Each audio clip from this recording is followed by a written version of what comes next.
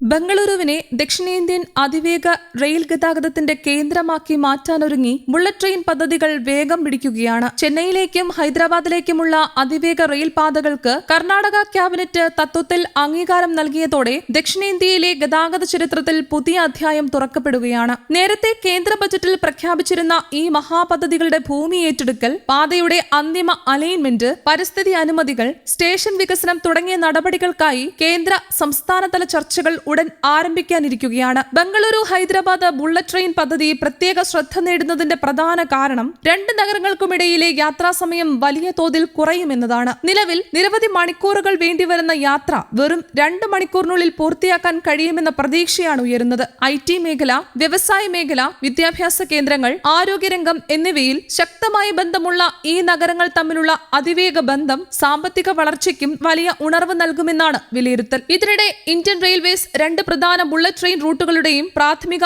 അലൈൻമെന്റുകൾ പുറത്തുവിട്ടിട്ടുണ്ട്. കൂടാതെ കേന്ദ്ര ബജറ്റിൽ വ്യക്തമാക്കാനിരുന്ന ബംഗളൂരു മൈസൂരു അതിവേഗ റെയിൽപാതയുടെ ഏകദേശ റൂട്ടും പുറത്തുവന്നതോടെ കർണാടകത്തിലെ വിവിധ മേഖലകളിൽ വലിയ ചർച്ചകൾ ആരംഭിച്ചിട്ടുണ്ട്. ബംഗളൂരു ചെന്നൈ ബുള്ളറ്റ് ട്രെയിൻ പാത ഏകദേശം 306 കിലോമീറ്റർ ദൈർഘ്യമുള്ളതാണ്. ഈ പാത ബംഗളൂരുവിലെ ബയ്യപ്പനഹള്ളിയിൽ നിന്നായിരിക്കും ആരംഭിക്കുക. തുടർന്ന് വൈറ്റ്ഫീൽഡ്, കോടിഹള്ളി, കോലാർ എന്നിവിടങ്ങളിലൂടെ പാത മുന്നേറി ആന്ധ്രാപ്രദേശിലെ ചിറ്റൂരിലേക്കും പിന്നീട് തമിഴ്നാട്ടിലെ പരന്തൂർ, പൂനമല്ലി മേഖലകളിലൂടെയും കടന്ന് അവസാനമായി ചെന്നൈ സെൻട്രലിൽ എത്തിച്ചേരും. ഇപ്പോഴത്തെ അലൈൻമെന്റിലെ ഏറ്റവും ശ്രദ്ധേയമായ ഘടകം പരന്തൂർ മേഖലയെ ഉൾപ്പെടുത്തിയതാണ്. ചെന്നൈയുടെ 2ാമത്തെ അന്താരാഷ്ട്ര വിമാനത്താവളം നിർമ്മിക്കാൻ പദ്ധതിയിടുന്ന മേഖലയായതിനാൽ ഭാവിയിൽ വിമാന റെയിൽ സംയോജിത ഗതാഗത കേന്ദ്രമാക്കാനുള്ള സാധ്യത ഇവിടെ ഉയരുന്നു. ആദ്യഘട്ട അലൈൻമെന്റിൽ പരന്തൂർ റെയിൽവേ സ്റ്റേഷൻ ഉണ്ടായിരുന്നില്ല എന്നതും ശ്രദ്ധേയമാണ്. പുതിയ മാറ്റം തമിഴ്നാടിന്റെ ഭാവി നഗരവികസന പദ്ധതികളുമായി ബന്ധിപ്പിച്ചിട്ടുള്ളതായാണ് വിലയിരുത്തപ്പെടുന്നത്. അതേസമയം ഈ പാതയിൽ കർണാടകത്തിന്റെ പങ്ക് വളരെ കുറവാണെന്ന വിമർശനം ഉയരുന്നുണ്ട്.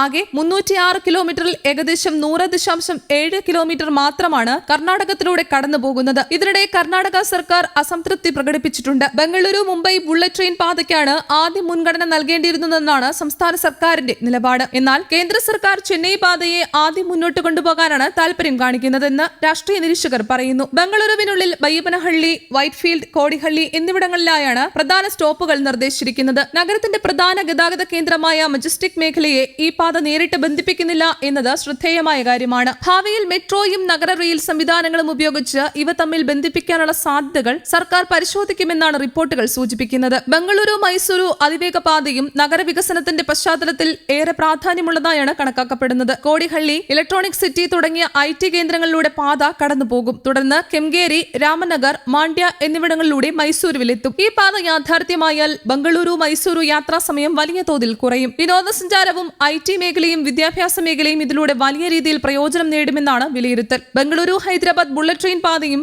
അതീവ പ്രാധാന്യമുള്ള പദ്ധതിയായാണ് കണക്കാക്കുന്നത്. കർണാടകത്തിൽ കോടിഹള്ളി, ദേവനഹള്ളി, അലിപൂർ എന്നിവിടങ്ങളിലൂടെയാണ് പാത കടന്നുപോവുക. സംസ്ഥാനത്തിനുള്ളിൽ ഏകദേശം 101.03 കിലോമീറ്റർ ദൈർഘ്യമുള്ള ഈ ഭാഗത്തിനായി 237.5 ഹെക്ടർ ഭൂമി ആവശ്യമായി വരുമെന്നാണ് കണക്ക്. അലിപൂരിനു ശേഷം പാത ആന്ധ്രാപ്രദേശിലെ ഹിന്ദുപൂർ, ദുഡ്ഡെബണ്ട, അനന്തപൂർ, ഗൂട്ടി, ധാനെ, കുർനൂൽ, മന്നനൂർ എന്നിവിടങ്ങളിലൂടെ നീളും. തുടർന്ന് തെലങ്കാനയിലെ ഭാരത് സിറ്റി, ശംഷാബാദ് വിമാനത്താവളം എന്നിവിടങ്ങളിൽ സ്റ്റേഷനുകൾ ഉണ്ടായിരിക്കുമെന്നും ഒടുവിൽ ഹൈദരാബാദിൽ യാത്ര അവസാനിക്കുമെന്നും റിപ്പോർട്ടുകളുണ്ട്. ഹൈദരാബാദിലെ അന്താരാഷ്ട്ര വിമാനത്താവളവുമായി നേരിട്ടുള്ള ബന്ധം ലഭിക്കുന്നതിനാൽ ബിസിനസ് യാത്രക്കാർക്കും അന്തർദേശീയ യാത്രകൾക്കും വലിയ ഗുണം ലഭിക്കുമെന്നാണ് പ്രതീക്ഷ. ഇതിനു പുറമെ ഭാവിയിൽ ഹൈദരാബാദ് പൂനെ ബുള്ളറ്റ് ട്രെയിൻ പദ്ധതി യാഥാർത്ഥ്യമായാൽ കളബുരാഗിയിൽ ഒരു പ്രധാന സ്റ്റേഷൻ വരാൻ സാധ്യതയുണ്ടെന്നും റിപ്പോർട്ടുകൾ സൂചിപ്പിക്കുന്നു. ഇതോടെ ഉത്തര കർണാടക മേഖലയ്ക്കും അതിവേഗ റെയിൽ ശൃംഖലയുടെ ഗുണം ലഭിക്കും. ഈ എല്ലാ പദ്ധതികളുടെയും പ്രാഥമിക സർവേകൾ വിവിധ ഘട്ടങ്ങളിലായി പുരോഗമിച്ചുകൊണ്ടിരിക്കുകയാണ്. പ്രത്യേകിച്ച് കോലാർ ജില്ലയിൽ ടോപ്പോഗ്രാഫിക് ഡാറ്റ ശേഖരണം, ട്രാഫിക് പഠനം, സാമൂഹിക പാരിസ്ഥിതിക